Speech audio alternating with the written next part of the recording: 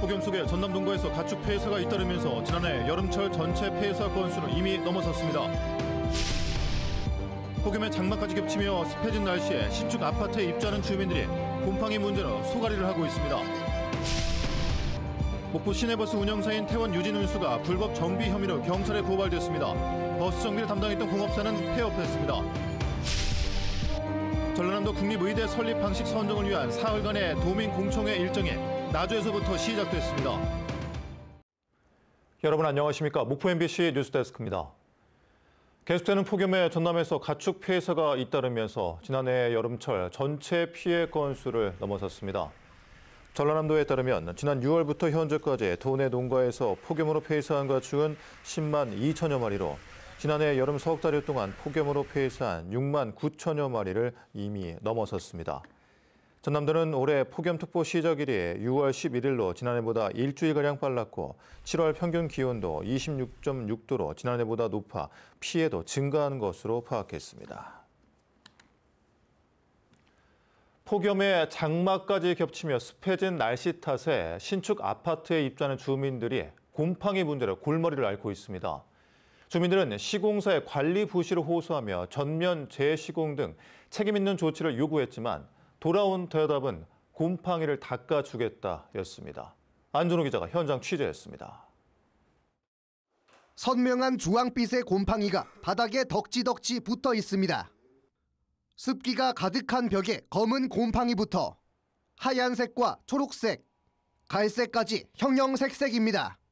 바닥은 물론 벽지 틈새까지 곰팡이가 까맣게 피었습니다. 이곳은 무안군 오룡 이지구의 한 신축 아파트. 3년여간의 공사가 끝난 뒤 이달 초 아파트 내부를 둘러본 입주자들은 곰팡이들이 무더기로 발견되면서 건강과 안전 문제를 우려하며 입주를 연기하고 있습니다. 곰팡이도 색깔별로 이제 알록달록하고 그때 제가 한 이 집에서 이걸 봤는데 안심하고 잘 수 있나 들어올 수 있나 그 걱정부터 되더라고요.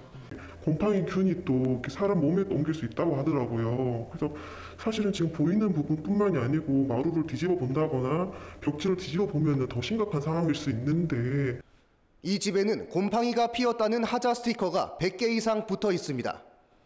시공사 측은 신축 아파트에 곰팡이가 자란 이유에 대해 폭염에 장마까지 겹친 고온다습한 날씨가 원인이라며 바닥 난방과 살균, 세정 등을 통해 겉으로 드러난 곰팡이를 제거해주겠다는 입장입니다.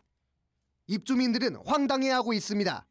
이미 마루와 벽지 속까지 곰팡이들이 가득 퍼져 있는 것이 의심되는 상황에서 곰팡이를 닦아내기만 하는 식의 거칠애식 조치는 근본적 문제의 해결이 아니라는 겁니다. 무안군 역시 지난달 준공 승인 당시에는 곰팡이를 발견하지 못했다며 사후 관리에 대한 점검 이후에 이렇다의 대책을 내놓지 못하고 있습니다. 오셨고 준공하고 나서 문 닫아놓고 해볼게. 근데 이제 재시공 문제는 저희들이 끼어들 상황이 아니라. 대형 건설사가 지은 새 아파트에서 가득 핀 곰팡이부터 마주하게 된 주민들.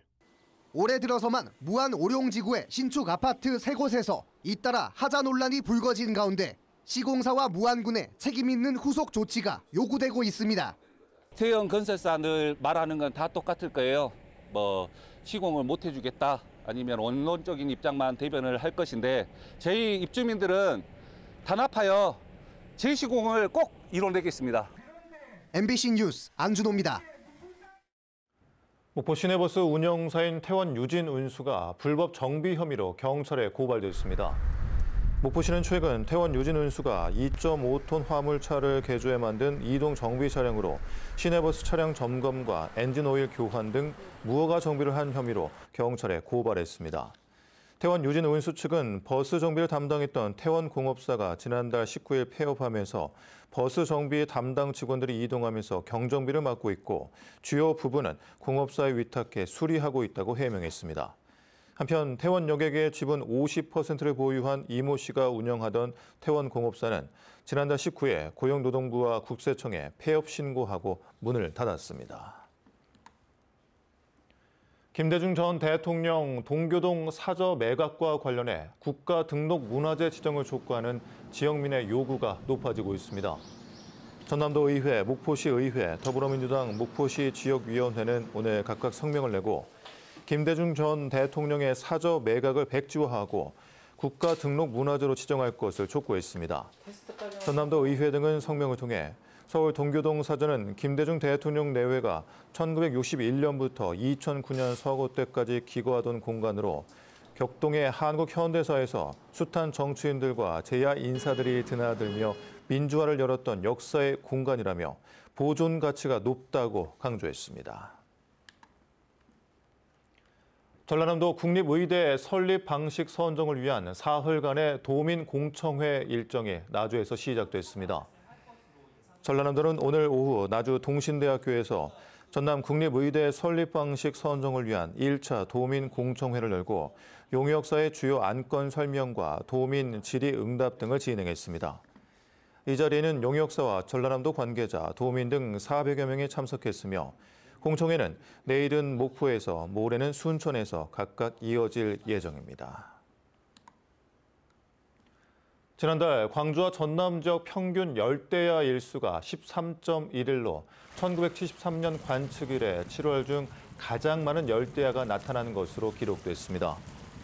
열대야는 오후 6시부터 다음 날 오전 9시까지의 최저 기온이 25도 이상인 날을 뜻하는데 특히 목포와 해남은 지난달 열대야 일수가 15일로 이틀 중 하루꼴로 발생한 것으로 나타났습니다. 지난달 광주와 전남의 평균 최저 기온도 24.1도로 관측 이래 가장 높았습니다. 김영록 전남지사는 오늘 16개 지역 축협 조합장과 만나 산지 한우 가격 하락에 따른 농가 어려움 해소를 위해 노력하겠다고 밝혔습니다. 김 지사는 이 자리에서 조합장들이 건의한 녹색축산 육성기금 상환기간 유예를 적극 검토하고 사료 구매자금 이자율 인하와 상환기간 연장을 농림축산식품부에 건의하겠다고 말했습니다. 전남도 의회 박형대 의원과 농민들이 연간 40만 8천 톤에 달하는 수입쌀이 산지 쌀값 하락을 불러오고 있다며 정부의 대책 마련을 촉구했습니다. 박 의원은 어제 서울역 인근에서 열린 전국 쌀값 보장 농민대회에 장흥군 농민 150여 명과 참석해 농민들을 위한 즉각적인 조치가 없다면 상황은 더욱 악화될 것이라고 주장했습니다. 지난달 25일 기준 산지 쌀값은 80kg 한 가마니에 17만 9,516원으로 지난해 10월 가격인 21만 7,552원보다 17.5% 급락했습니다. 전라남도가 근골격계 부담이 많은 맨손이나 나잠어업에 주로 종사해 남성에 비해 작업 질환 유병률이 높은 여성 어업인에게 특화 건강검진을 지원합니다. 지원 대상은 11개 시군 1,600여 명의 51세 이상 여성 어업인으로 주소지 관할 시군 행정복지센터 등에 사전 신청한 후 검진을 받으면 비용의 90%를 보조받을 수 있습니다. 지난 2020년 코로나 유행 당시에 전남에서만 시범적으로 추진됐던 긴급 돌봄 방문 목욕 사업이 보건복지부 사업으로 추가돼 전국으로 확대됩니다.